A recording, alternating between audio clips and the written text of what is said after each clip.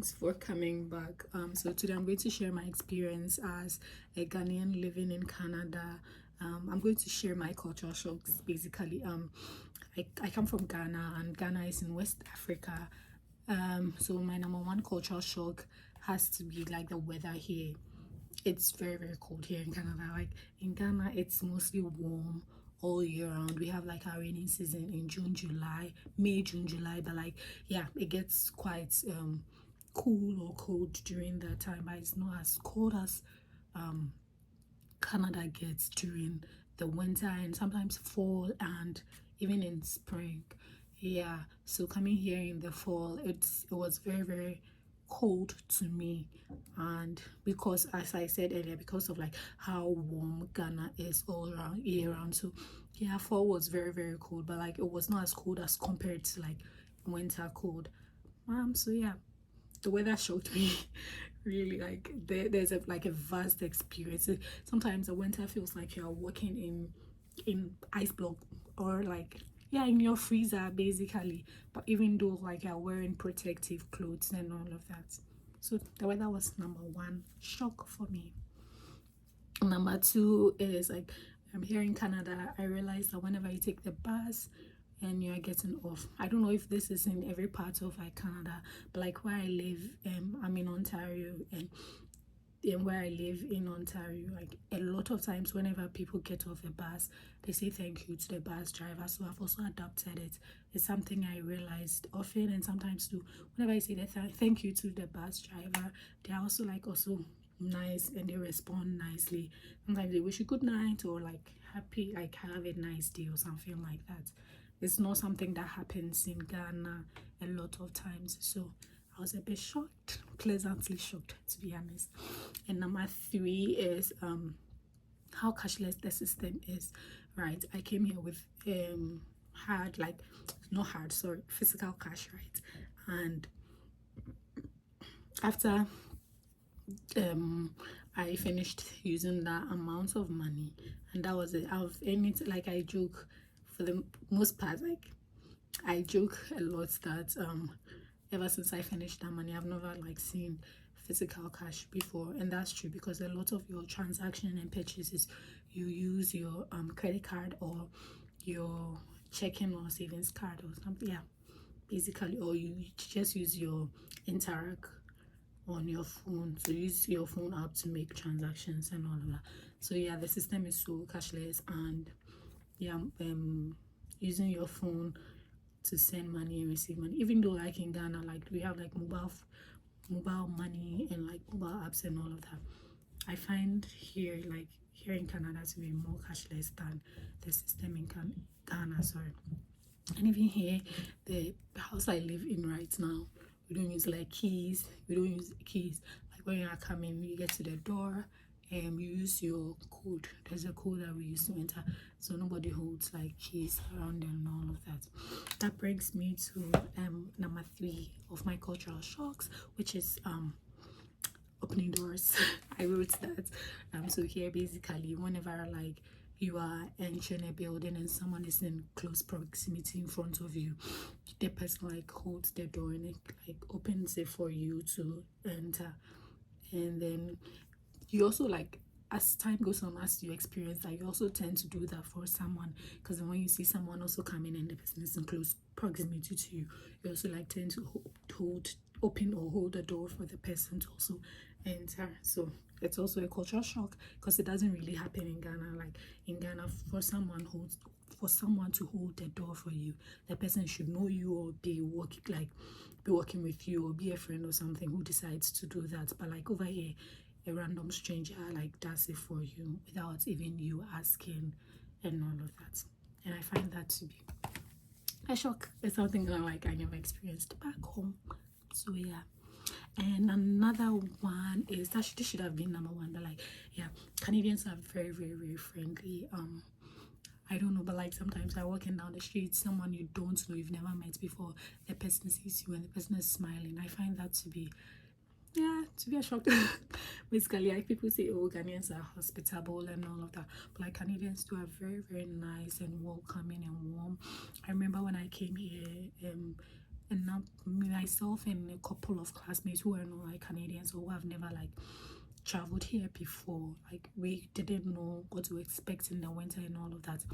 My classmates, the Canadians, right, some of them volunteered to take us winter shopping, and they made sure they picked us up from our homes, right, and took us to the shops that they thought had quality stuff, took us through and helped us like select clothes, winter clothes that were durable and of good quality for us, and that's like a relatively cheaper price, right? So yeah, and after that entire session they drove us back home, and I find that to be very, very nice of them. So yeah, aside that, like our professors, our administrator, like everyone is so nice to you, everyone is so welcoming and patient with you, like whatever you need assistance with, anytime you approach them, everyone is willing to help you. And even down to like people on the street and all of that, someone could see you and be waving at you, and people are generally warm, to be honest. I don't know if it is where I am right now, but like yeah, I find that to be very, very nice of them and all of that. So yeah, if you're a Canadian watching this, thanks for being nice to us. And then next point is like the country, and I want to say the country because I've not experienced everywhere, but like for the most part that I have seen and been, right, it's very disability friendly as compared to Ghana. Over here, like if you are a person living with disability, I feel like it's easier for you to move about without any assistance or help. Like even in the buses, there are sections allocated for people living with disability, and then also sometimes if you are getting on the bus, like the bus is made in a way such that like if you're a person living with a specific like a physical disability, it's easier for you to like climb on the bus and all of that. So I find that's very like very cool, right? And also even sometimes like the buildings and all of that, like a lot of times for most buildings back home, sometimes you have to open the doors and all of that. Some of these doors are mechanized in such a way that you just have to press the buttons and then you're able to walk through without like any stress. And sometimes the stairways and all of that, like there are things put in place for to accommodate people living with disabilities and all of that, right? Yeah, aside that too, yeah, even in the school sometimes for exams and other like for exams, because I've been a proctor before, right, even in the examination room sometimes some people have certain accommodations and they need like assistance with, you just have to go to the academic test or something office. You just let them know that maybe you cannot like write the exam without listening to music and all of that. You have to prove it, and then there are things put in place for you and all of that. So yeah, I find that to be a pleasant surprise, if I should say that. And the bar system here, this sometimes can be good or bad, right? I find the bar system different from the ones back home. So all the buses here have been scheduled to specific times, right? And so if sometimes if you're not lucky, you can miss it if you are late, and sometimes too it delays, and like sometimes you go there early and the bus is delaying, and then it affects all your other schedules.